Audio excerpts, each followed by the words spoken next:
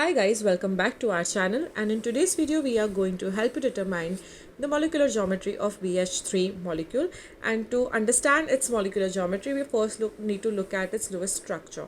So this is the lowest structure of BH3 molecule, in which boron atom is in the center and it is forming bonds with 3 hydrogen atoms over here.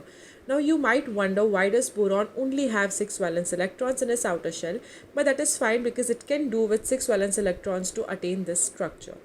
If you move forward and if you look at its shape, you can see that all these 3 hydrogen atoms are arranged evenly in the structure. They are arranged as far as possible from each other to avoid any repulsive forces because of bonding pairs of electrons. Now, as per VSCPR theory, molecules often acquire a shape in which these repulsive forces between bonding pairs are at minimal, and this shape for BH3 resembles to trigonal planar, and that might be the case.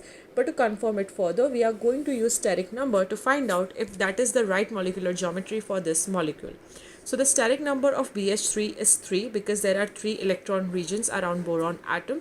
So the steric number is 3, and there are no lone pairs on this central atom, and hence this geometry is known as trigonal planar. And it is quite evident as well. If you look at its structure in 3D, you can get to know that the structure is trigonal planar, the molecular geometry is trigonal planar, and that is the case in most of the molecules in which a central atom is forming bonds with 3 atoms at a time and it has no lone pairs. So you can either use the steric number, or you can use the AXN notation method to find out molecular geometry of any given molecule. I hope this video helps you to understand that. For more such videos on lowest structure, molecular geometry, polarity of the molecules, make sure to subscribe to our channel, and thank you for watching.